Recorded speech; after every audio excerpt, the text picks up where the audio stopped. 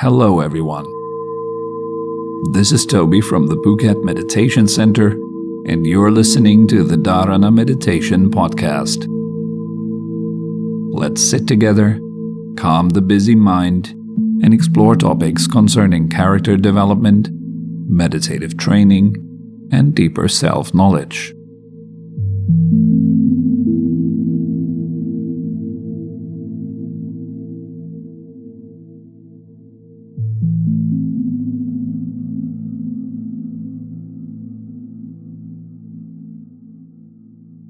Let's begin by sitting upright. The head is suspended from above. Body relaxed, soft.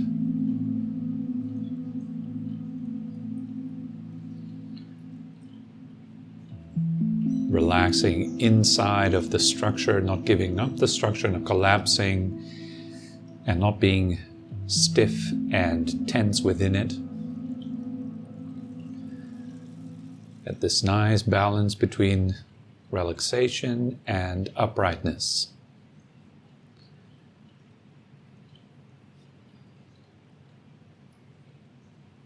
And let your body be still, not moving, not fidgeting.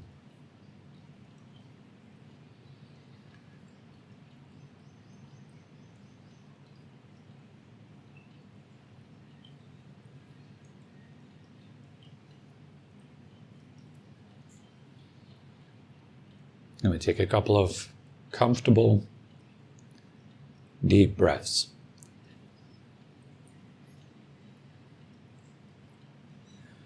Breathe in a way that feels nice.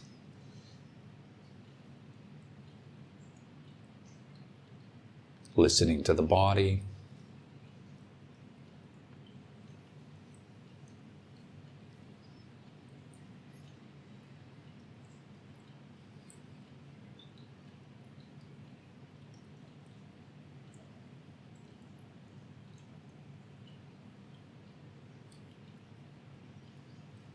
Gently smiling a bit with your lips, your eyes. Receive yourself with kindness, with compassion.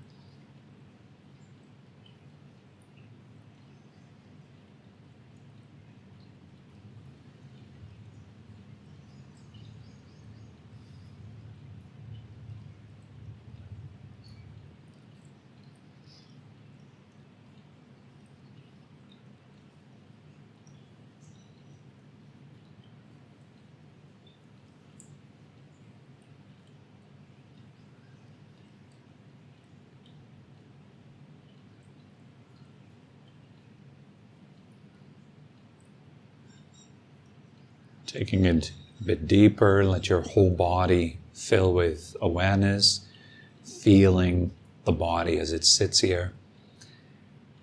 And as you breathe out, notice how everything relaxes a bit, how the body softens, how the tension melts a bit.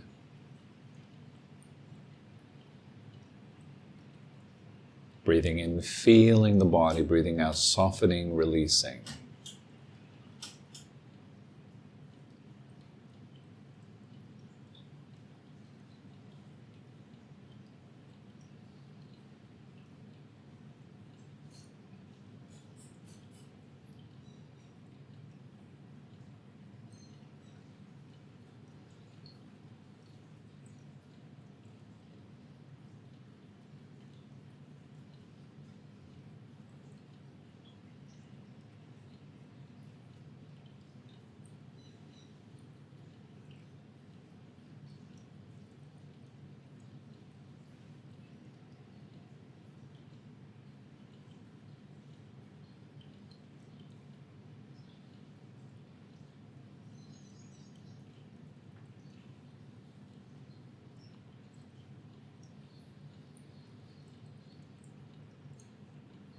Look out for the usual spots where usually a lot of tension accumulates, such as shoulders, forehead, jaws.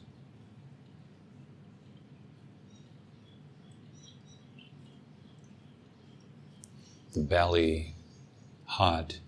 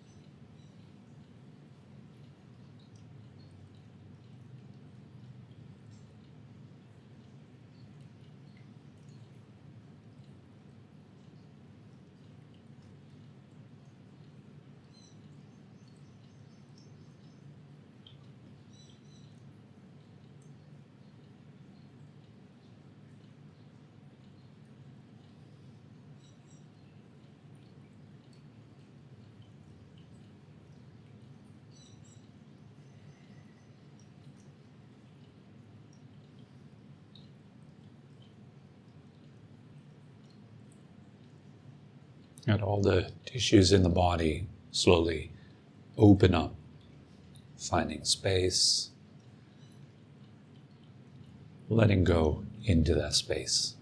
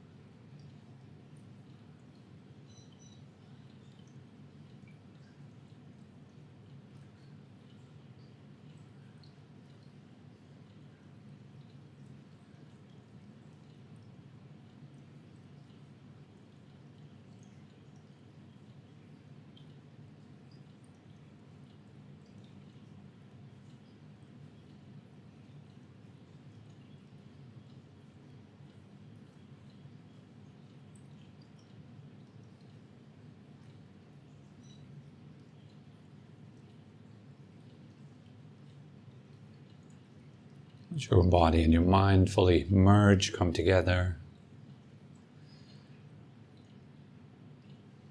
Every time you notice distractions arise,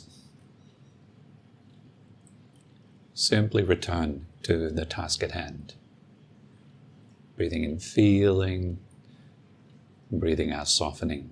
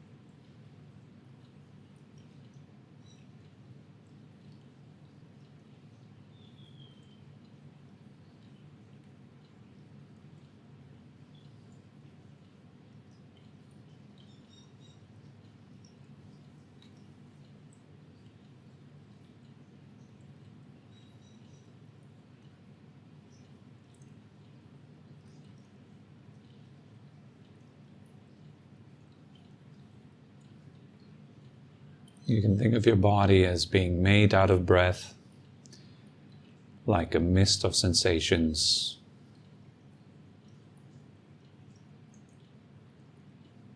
There's no need to run away from feeling,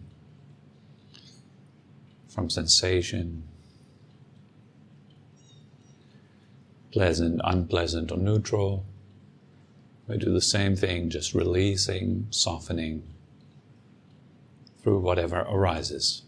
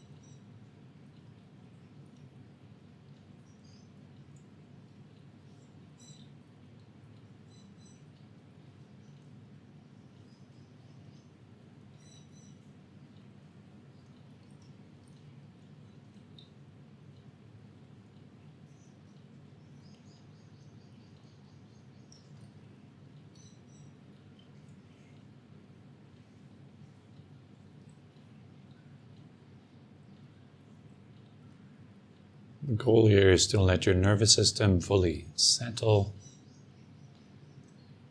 step out of the usual fight or flight response.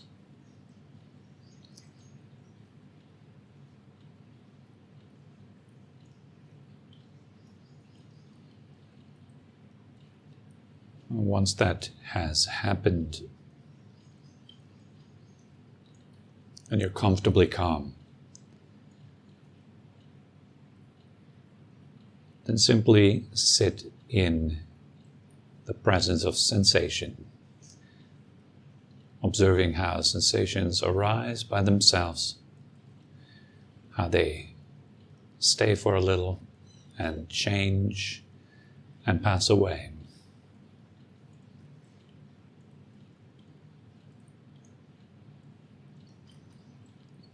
Second after second,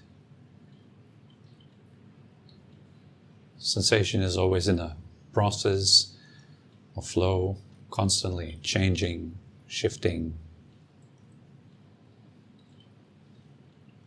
You simply observe that.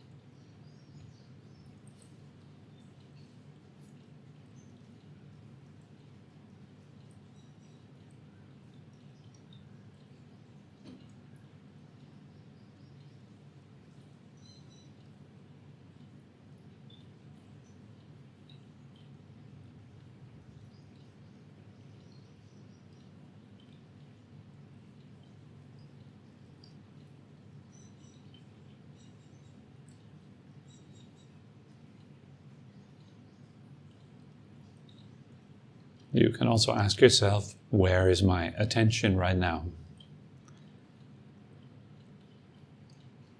Where in the body is the attention? And notice how it moves around, how it isn't still or static, but constantly moving.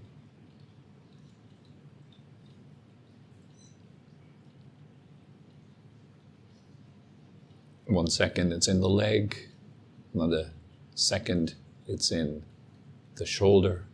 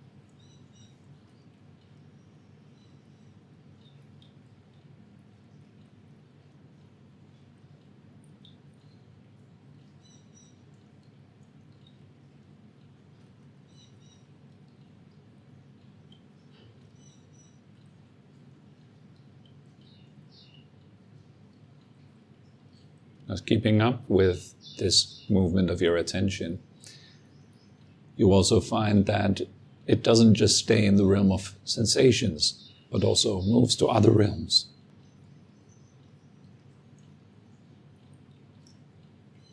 Such as the realm of sound.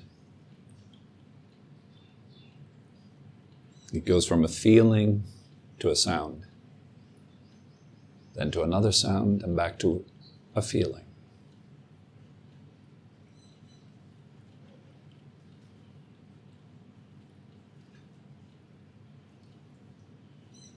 And it does that naturally without any effort.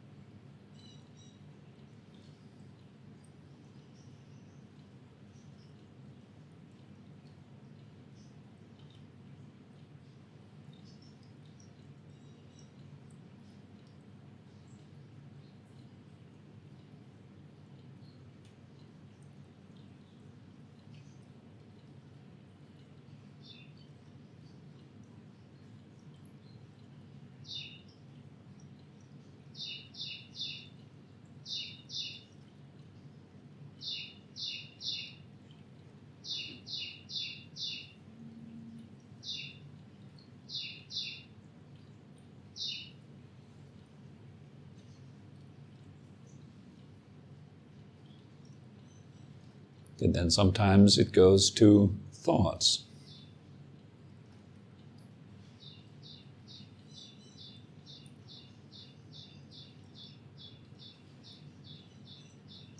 Simply know, where is my attention right now? Thinking, hearing, feeling.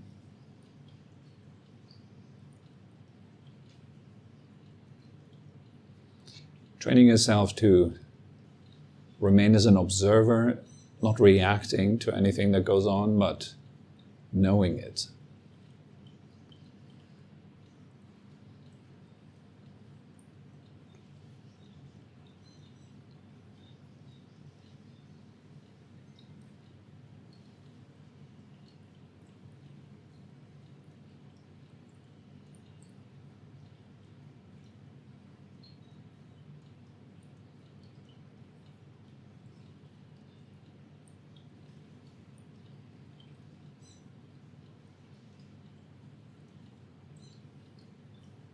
Knowing it exactly for what it is. Knowing thoughts as just thoughts. Knowing sensations as just sensations. Knowing sound as just sound.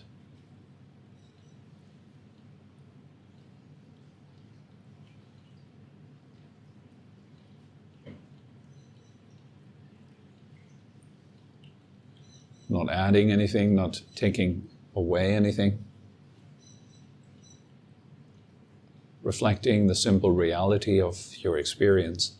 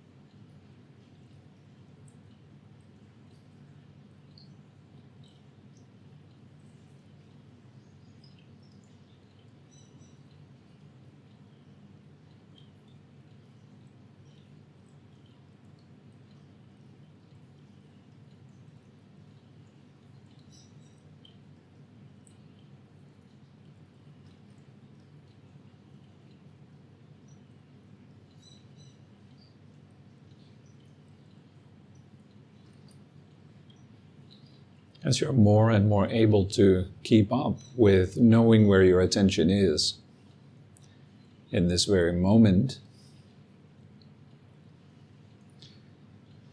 then you will find it moves very fast.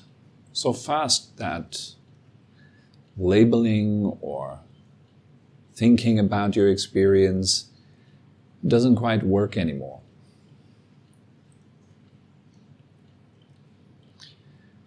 If you come into a listening mode, if you become fully present, the mind stops to talk to itself because it is busy listening.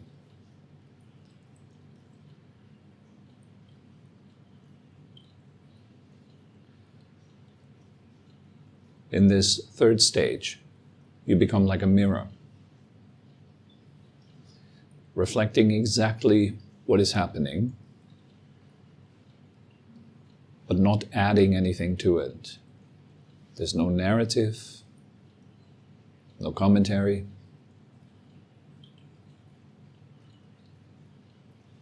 Just a clear knowing of what is.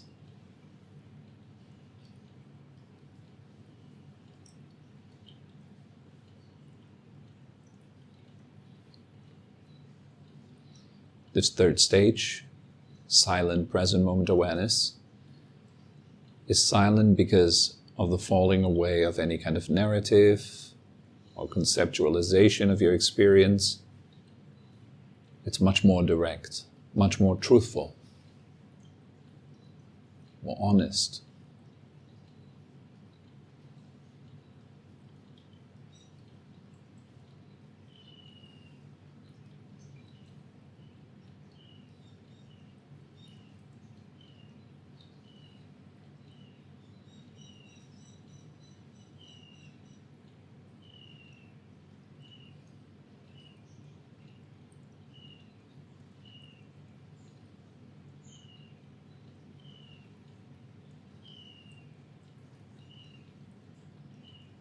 You can think of this silence as a background that exists underneath all experiences. It's always there.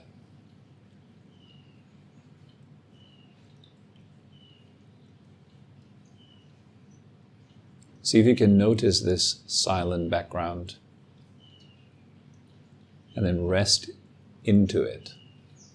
Let go into it.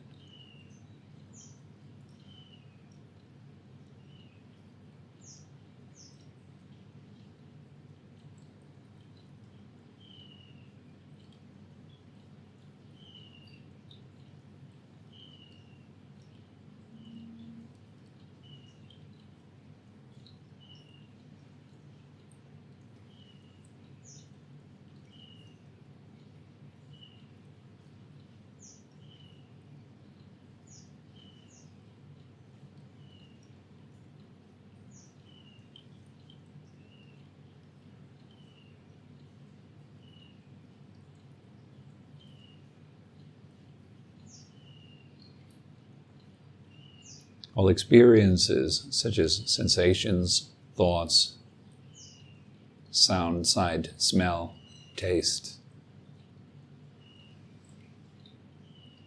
they're like waves that arise out of this silence and then dive back into it.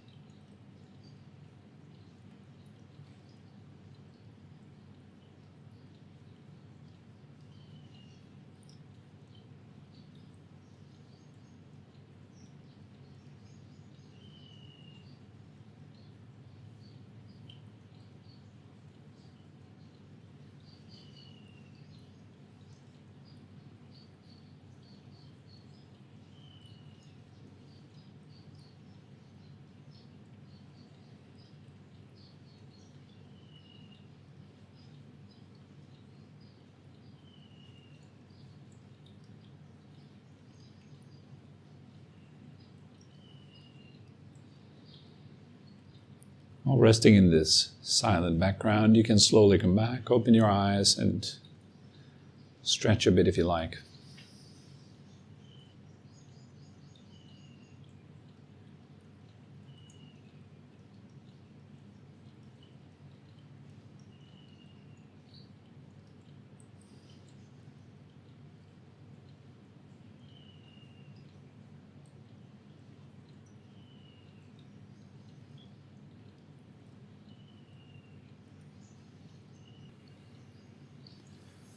So good morning, everyone.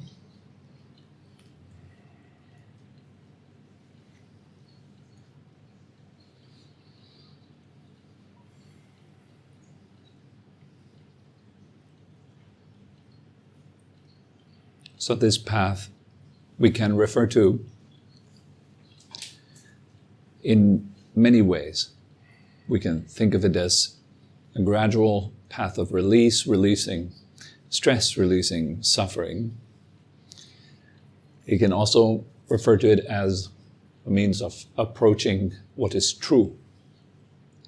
And in this context, I'd like to look at the path today.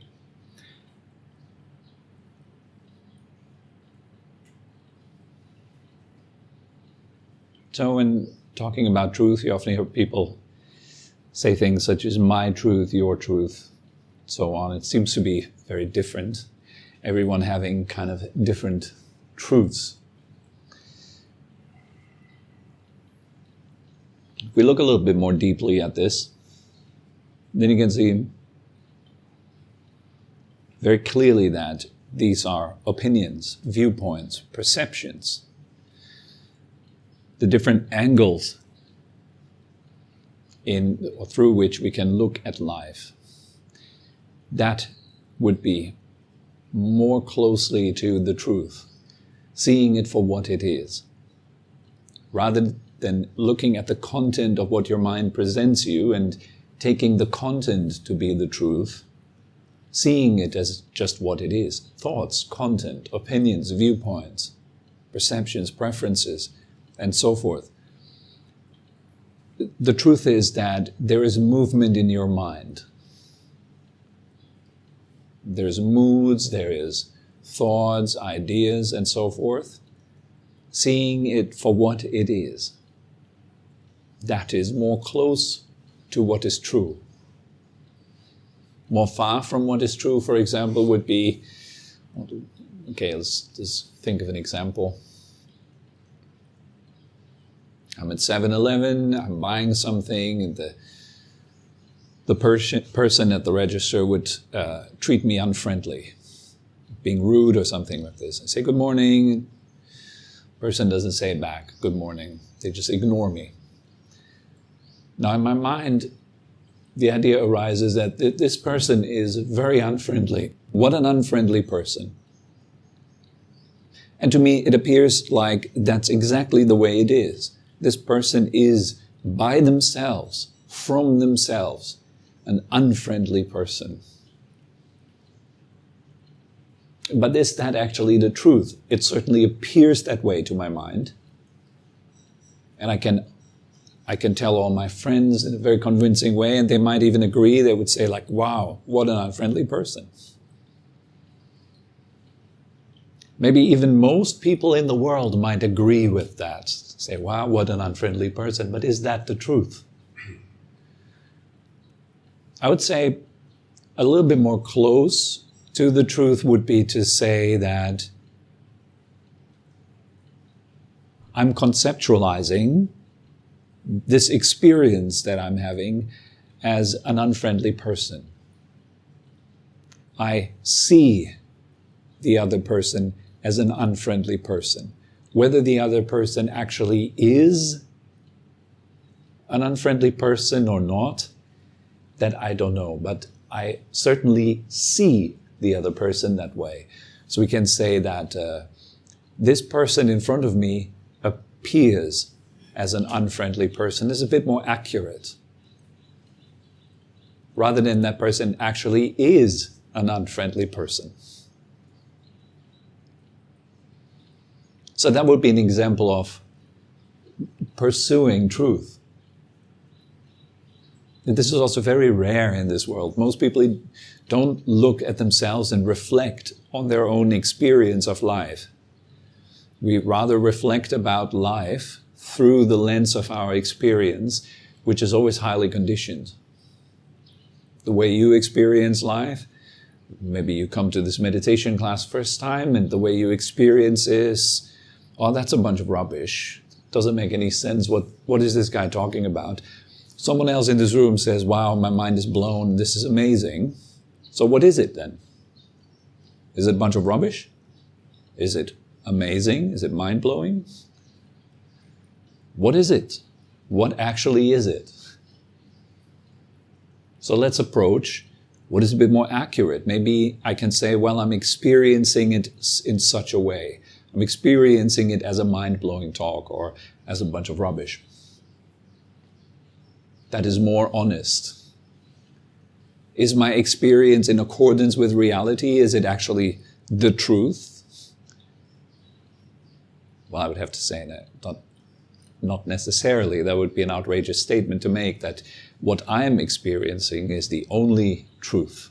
I'm experiencing reality and no one else is. That's another thought. That's a thought, an opinion, a viewpoint.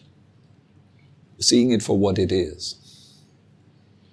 So being on this path is really like you're pursuing what is real, what is true. And what is real, what is true, is what is liberating.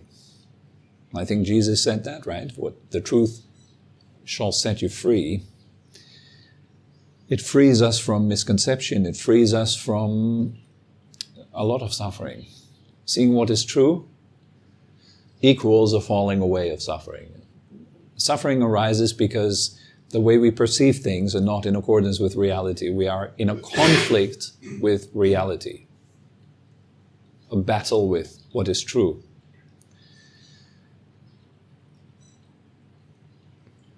Maybe you need to make an important decision in your life. You need to think, well, should I go left? Should I go right? Should I do this or do that?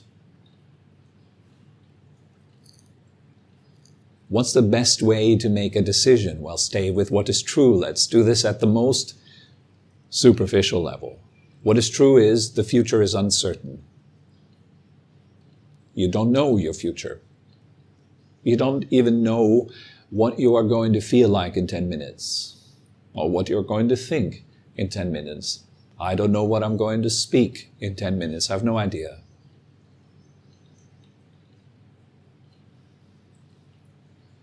That would be more honest. I don't know the future. And this leads to an experience of uncertainty and fear, because I would like to know the future. I want myself to be safe, to be free from suffering, struggles, hardship, pain, risks, accidents. So I want to know what's going to happen so I can feel more safe. So it would be more honest of me to say, for example, well, the way I'm feeling right now is afraid. I'm scared. And as a result of that fear, I'm scrambling to try to find a way to deal with the apparent causes of that fear, which is the uncertain future. I'm trying to make it certain. But of course I can't. And because I'm stuck in this endeavor of trying to make something certain that I cannot make certain, I experience dread, anxiety, worry. The truth right now is, well, there is an experience of fear that has just arisen. And this fear comes with thoughts. It comes with a narrative. And its job, and that's at the most superficial level, is to keep me safe. And it tries to accomplish that by making me make the right decision, which will then keep me safe. Seeing that already is great progress. A lot of people can't even see that. I would say the vast majority on this world, they're totally lost in their fear, identified with it, looking at the world through the lens of their fear, not seeing the actual lens for what it is, a lens of fear. They cannot see the lens, but they see through it. Just like when you're in your car, you're looking out the windshield, you're not seeing the windshield, but you see the road ahead, you see the other cars, people and so forth, through the windshield. So perceptions, thoughts, opinions, beliefs, preferences, and so on, they're a bit like a windshield. A bit like a pair of glasses, actually. I don't see the glasses that I'm having on my nose right now. I don't see them. That would be kind of disturbing if I were to constantly see my glasses. But I see you through my glasses. So this stepping back from your own experience and trying to see it for what it is, that's the beginning of the pursuit of truth. What am I actually experiencing at the moment? Now let's become a bit more honest even. What is fear? Let's take away the label fear. Let's take away the judgment that is behind that label and look at what's really there. What's actually there. Then we would have to say, well, there is sensations in the body. That is quite true, right? If you're afraid, if you're scared, if you're annoyed, whatever it is that you're experiencing, then there are sensations in your body. You've learned over time to label those sensations: annoyance, boredom, fear, and so on. Let's take away that label. So what are they like, those sensations? What do they actually do? They rise, they fall, they wobble, they expand, they contract. They're hot, they're cold. In other words, they move. They're in constant motion. This is a bit harder to see because usually once you have determined that something is that static thing, you will then perceive it as static, as unmoving. It's fear. The word fear makes the experience appear very static. But in reality, it's not static at all. It's just the word, the noun. It is fear. So if you take away that word, you can see more accurately that the experience that is in the body is continuously moving. It's simply a sensation. And that sensation is accompanied by a particular narrative. There's a narrative accompanying it in the mind. A particular mood that follows it. Like background music in a film.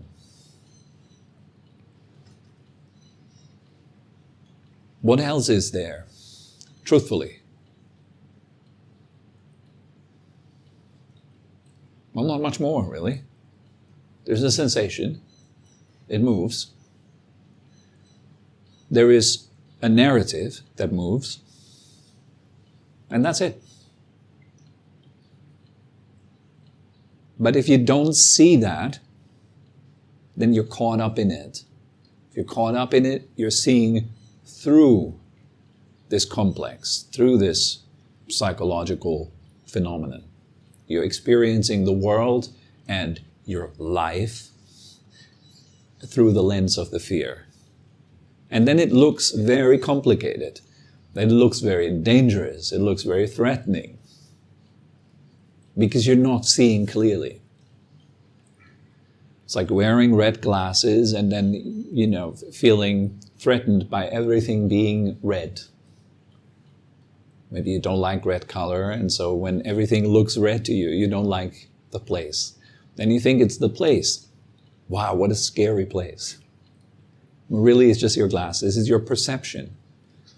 It's the various mental states that constantly turn around inside, revolving around one another. And it's very rare that one mental state arises on its own. Mostly it's accompanied by similar factors, similar states. So fear is accompanied by worry, it's accompanied by hope, it's accompanied by intelligence, because you want to figure things out, you need to be clever about it. It's followed by focus, there's concentration, there's all kinds of mental factors that arise with fear. Knowing all of those factors for what they are, very clearly in the present moment, that is the pursuit of truth, or it's a result of the pursuit of truth. Rather than being caught up within yourself, you can see yourself, or what you have formerly called yourself. You can see it now as a bunch of things happening, like natural facets unfolding, like wind, like water, like fire, like earth. Some things move very slowly compared to others. Other things move very fast.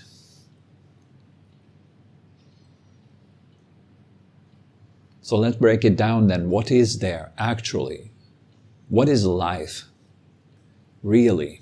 If you take away the word life and you let go of the ideas that you have about life, your thoughts about life, and you look directly, what is it?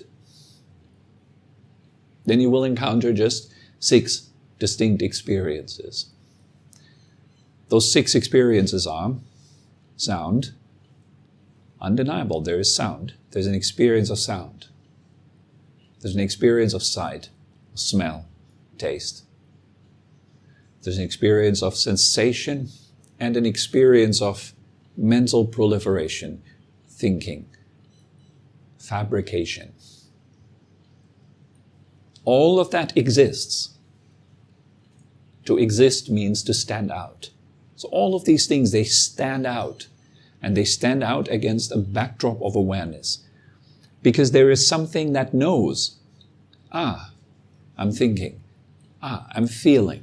Something needs to be aware of all those activities to determine that they exist, that they stand out. So this is the possibility that we have. We can become aware of our internal processes of thought and so on, of mood, and we can see it for what it is and see it exactly as it is without adding anything to it, and that in itself is liberating. if someone is offending you, saying something bad about you, and you can see it as sound, a lot of the drama falls away. If you can see, for example, that this person right now is caught up in their anger, even though that would not be quite truthful because I don't really know. I don't know their mind. Be more honest to actually say, well, I don't know their mind, but I can know my own. And I can see, well, am I caught up with the content of those words? Do I take them personally or not? And when they impact, what is it exactly that's impacted by those words? Why am I impacted by those words, but my neighbor that stands next to me, who's not involved in the conversation, is not impacted? But he also hears the same sound. But I suffer, he doesn't. What's the difference exactly? What's going on in my mind? What's going on in his mind? It must be something else. So the experience of both of us is very different. It has a lot to do with taking something personal. For example, someone talks to you and starts to blame you and offend you, then you are the one taking that blame and taking that offense, and you are then dwelling on it in a very particular way that makes you extremely uncomfortable. And then instead of seeing this entire internal process for what it is, you then just start blaming the other person. Well, you make me uncomfortable. Can you please stop blaming me? You start to try to change the world around you instead of letting go inside, not being caught up with it. Understanding, well, that's a very distinct experience that is happening right now, and none of the elements of what I'm experiencing are made by myself. They spontaneously arise, and then they fade, they pass. That is another truth that we can observe. Everything among those 6 experiences, they're constantly arising and passing. You can see this for yourself. This is not something you need to study in books or formulate any kind of particular philosophy around it. You can see very clearly for yourself that no matter what you feel or think or hear, it doesn't stay. All those experiences are temporary, momentary, short-lived. If you can see very clearly, then the problem with it falls away.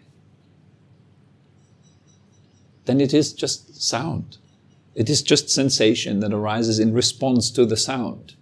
But it's not personal anymore. There's nobody suffering this process. There's just an action and a reaction. Like wind, then it hits a leaf, and then the leaf flutters. The leaf doesn't think, oh, I shouldn't flutter, I should be stable. That's what it does. If the wind hits a leaf, then the leaf will flutter. In the same way, if a sound hits the mind or a sound hits the nervous system, then a certain fluttering goes on inside of you. If it hits a perception, then a certain fluttering goes on, like you perceive it as bad, or as polite, as pleasant or unpleasant. These experiences exist. But we usually are lost in them. We can't see them clearly for what they are. Now, in terms of making a decision, important decisions in your life, I often recommend to take a step back from all the thinking about it and being lost in your worries and your concerns, your fear and the stress, and making a decision out of those states. Instead, learn to take a step back and come into silence, quietly, simply accepting the experience that unfolds in this moment, seeing it for what it is, stepping back and relaxing around it. You have a bit of an overview. You can act from a greater place of clarity, rather than being totally confused, lost in the storm and trying to make some decisions on how to get out of it. Ajahn Brahm gives this nice example of if you're lost in the jungle, what do you need to do? How do you get out of the jungle? Say you've been lost in the jungle for a couple of days and you're walking around trying to find a way out, but all you do is just walk around in circles all the time.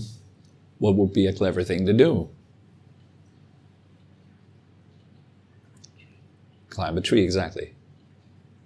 So you go up on higher ground, find some sort of hill, and then you climb a tree on that hill, so you get a bit of an overview. If you have an overview, you can get your bearings straight, you can find where you might go next. It makes it much more easy to find your way, rather than just being in the thicket of your own thoughts and emotions, where you can't see clearly.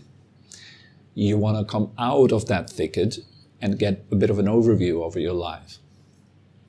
And in that silence, in that quietude, you oftentimes get, maybe we can call it like an intuition, you get an intuitive knowing what to do next, or what is best to do, or what is good to do, because you're closer to your heart, you're closer to your soul, if you will. You're closer to a deeper part of yourself in that silence.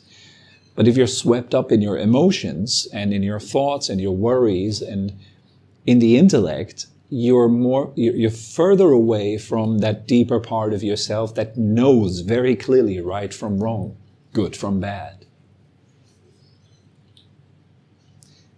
I think the intellect is often used as a shield, to shield ourselves from knowing what is wrong, and then we still do it because we have convinced ourselves on the level of the intellect, on the level of our mind, that what we're doing is actually excellent and really good. Because everyone does it, for example.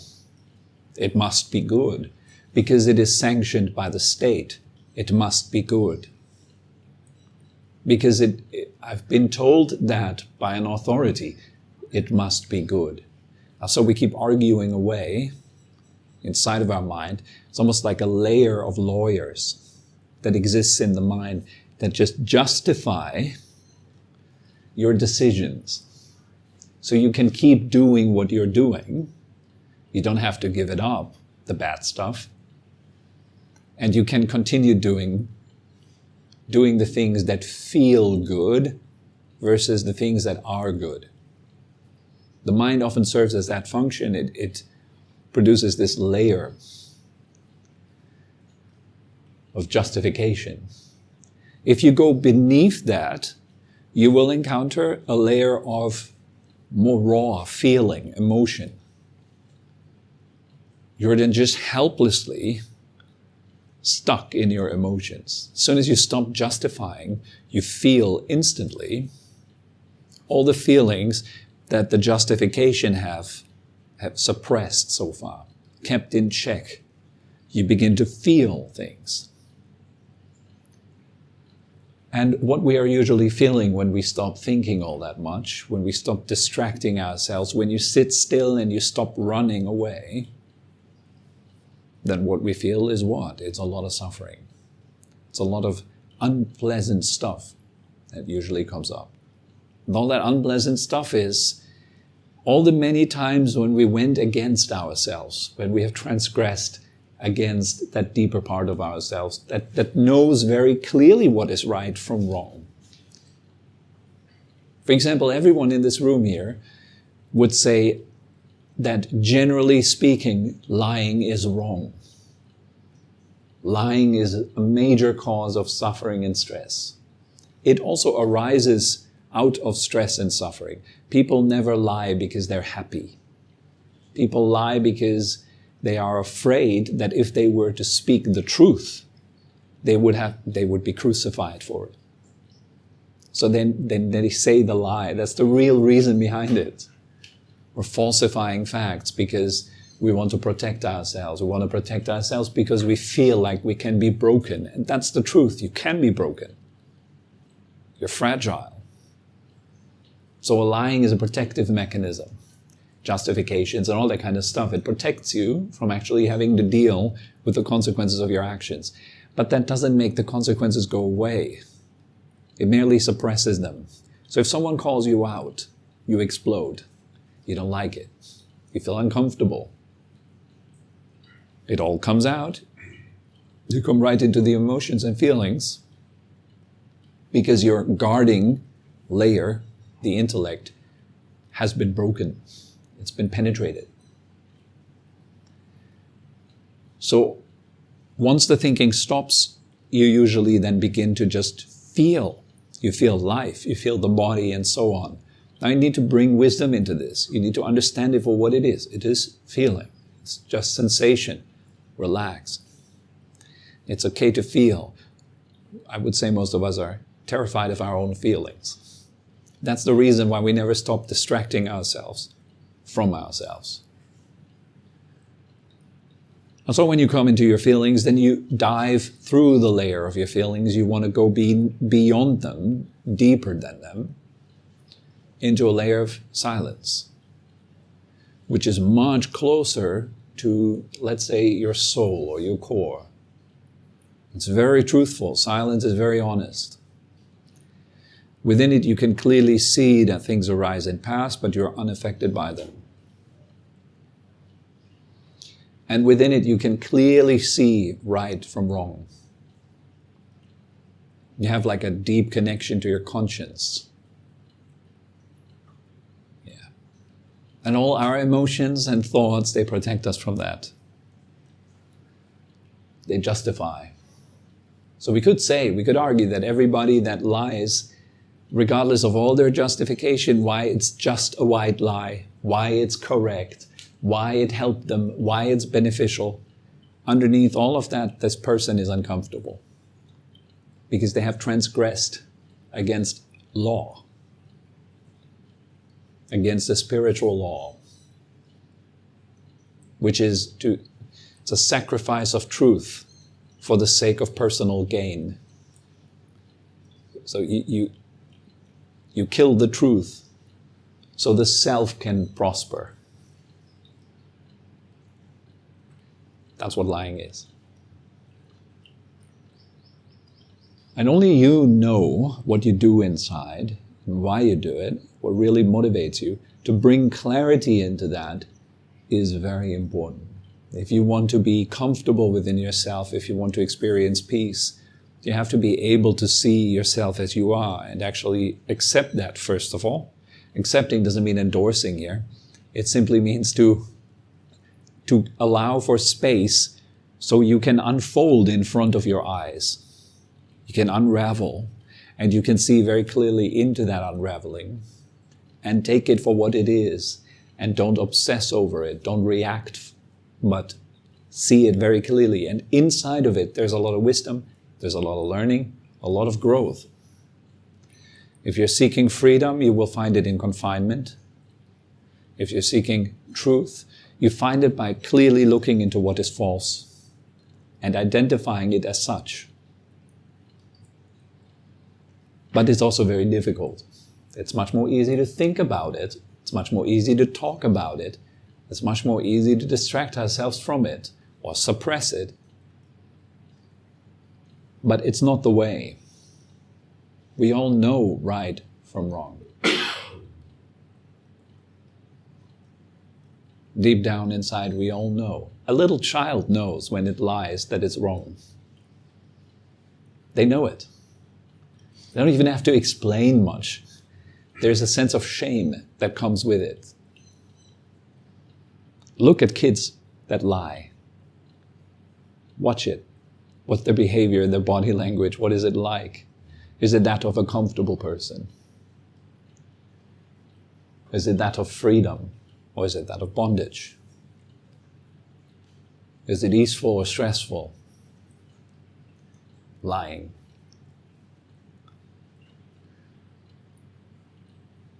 You don't need an external authority to tell you who you are.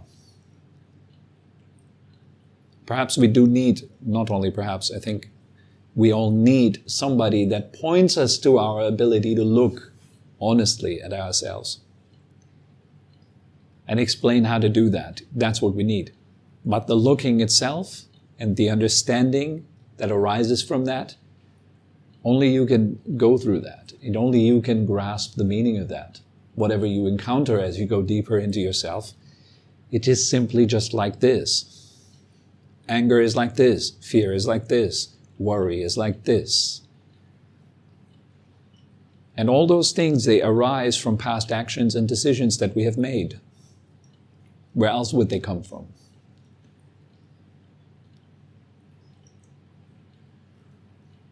Is it like some bad person out there that implants all those bad feelings into you?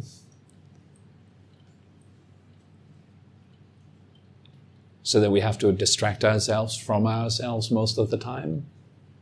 No, of course not. And the understanding that we suffer that way comes from willfully entering that suffering, staying with it. The end of suffering is only found in suffering. That's why it's the first noble truth, the noble truth of suffering. If you avoid suffering, if you try to do without it, go a spiritual path but not be uncomfortable in it, you will not be successful. This is not a path of coping and managing and beautiful fantasies and whatnot. Truth is quite brutal. It's in your face. And you have to be willing to enter it. One of the best ways to enter it is to stabilize yourself in silence. The recognition of silence and the abiding in it. Not getting caught up in what arises, changes, and passes. Not taking anything that arises, changes, and passes as yourself or belonging to yourself. Because it is not.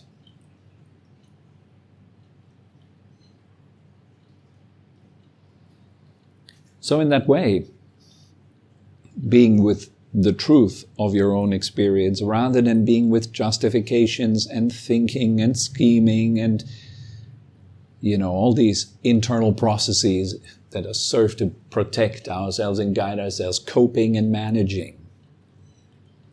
Be with the rawness of it. Acknowledge it for what it is. See it exactly as what it is and then release it. So the formula of Luang Por Jamnien, one of my teachers, he said, see, know, let go. That's the formula. You want to look directly at what is arising, you know it for what it is directly, and the result is that you let it go. You have no more interest in playing with it because you clearly understand, this is neither me nor mine. It's not stable, it's impermanent, it arises and passes by itself on its own. Simply a result of many preceding causes. So by releasing it, by liberating it, by letting go of it, it will roll out of power. It will slowly fade out and peace is the result. But if you keep spinning around, if you keep justifying, if you keep grasping it, holding it, identifying with it, it will just keep rolling on and on and on endlessly. Peace cannot come out of such a behavior.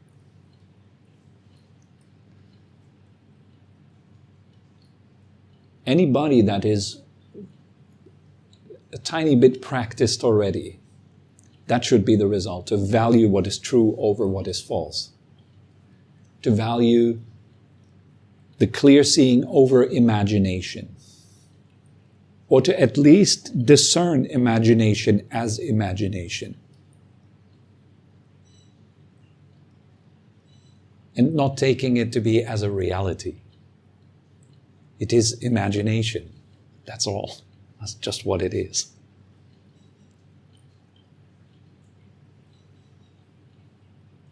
To see thinking as thinking, hearing as hearing, feeling as feeling. How can you have a problem like that? It's very hard to have a problem if you see that's all that is. Right now in this moment, is there anything else? Other than sight, sound, smell, taste, feeling, and thinking? Is there anything outside of that? Take that question with you, contemplate it. Look directly into your experience. See for yourself. And see if any of those 6 elements are actually a problem by themselves. And if so, then to who are they a problem? To what are they a problem? Exactly. All right. So yeah, that's all that comes to mind for today. I hope that was helpful. Thank you very much for coming. Have a good time. Have a good week. We hope you enjoyed this episode and had a meaningful time. For more information and upcoming events, head over to our website at phuket-meditation.com. Thank you very much for listening and have a wonderful day.